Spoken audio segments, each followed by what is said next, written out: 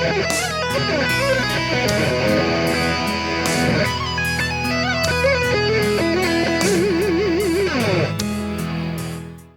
today's video, I teach you how to integrate or combine some really cool slides with some really cool arpeggios. I'll also teach you 5 awesome sliding arpeggio licks.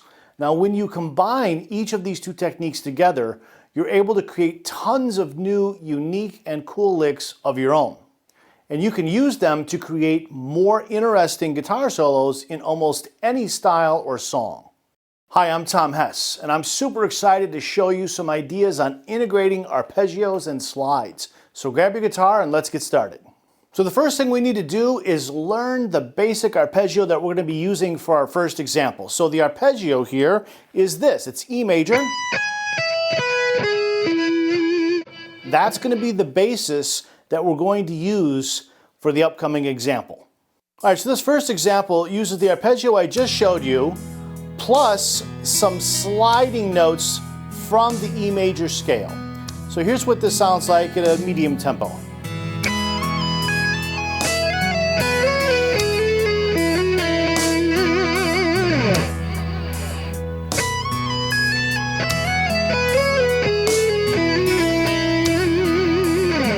Very nice, cool little sound. It's just the E major arpeggio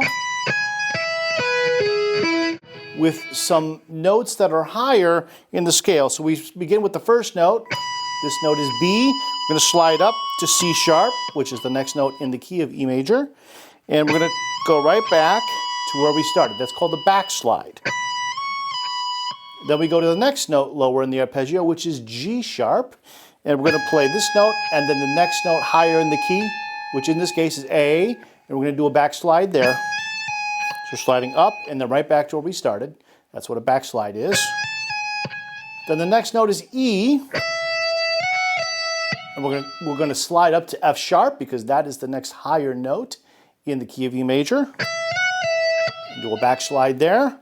Then we have B. We're going to slide up to C sharp and come right back to B. Then we have G sharp. We're going to slide up to A and come right back down. And then we have E, which we're going to slide up to F sharp and then come right back down to E. And it sounds really nice.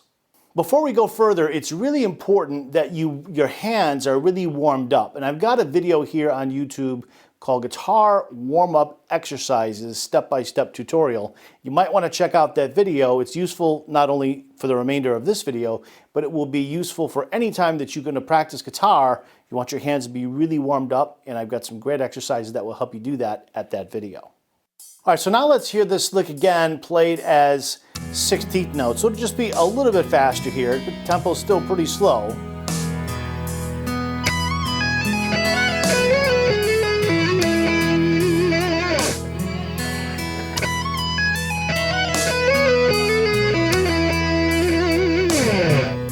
So there you have it. It's a pretty cool arpeggio with the slides in there. It's a really nice sound, and it's more interesting than just playing the arpeggio straight up and down.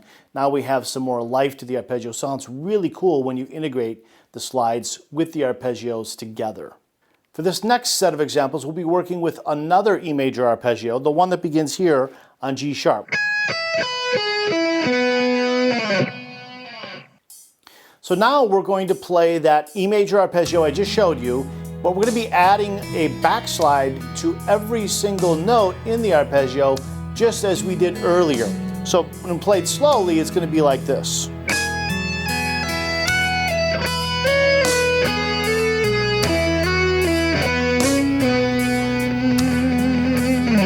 Very, very nice sound. So if we speed it up just a little bit, then it will sound like this.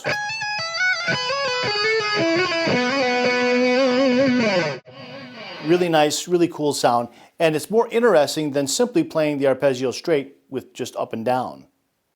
For the next E major example coming up, we will be working with this arpeggio. This is still E major, but we're working with this shape now. In this next example, we'll be doing the same thing we've been doing so far. We're simply going to be integrating the backslide with the next note higher in the key to the arpeggio note.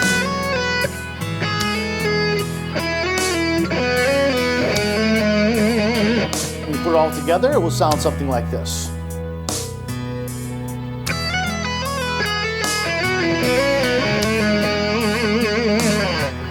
Again, it's a really nice sound, very cool arpeggio with the backslides with the neighbor tones on top.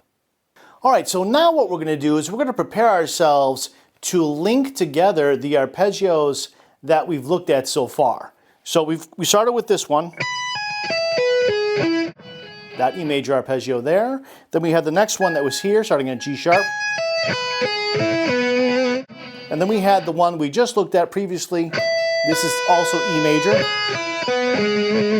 So we're going to be making a lick or a longer extension of the arpeggio with the slides using all three of those E major positions. Let's check out this example.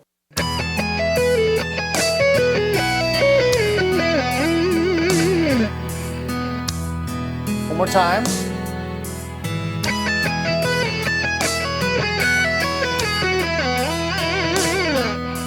All right, so in this case, we are playing fragments of the three arpeggio positions I showed you earlier. I want to talk a little bit about the end of the lick.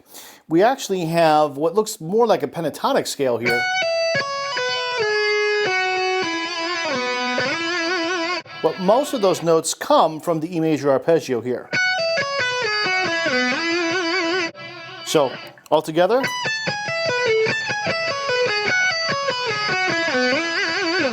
It's a really nice scale, really nice lick, I should say, combining arpeggios with notes in the scale and some nice slides there. In that last example, right towards the end, you may have noticed that we had a pretty big slide. We're sliding down 5 frets and then back up. I've got another video on YouTube that teaches you how to play some really huge slides, an octave or more. You might want to check it out. It's called Lead Guitar Technique using super octave slides. All right, now let's move to the key of E minor. We're going to do essentially the same thing. We're going to take an E minor arpeggio and we're going to do backslides off of the note that's higher than all of the notes in the E minor arpeggio. So the E minor arpeggio is this. And we're going to do the backslides like this.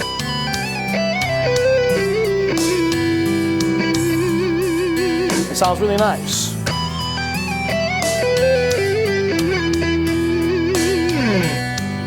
So it's very cool, and again, we're just taking the E minor arpeggio,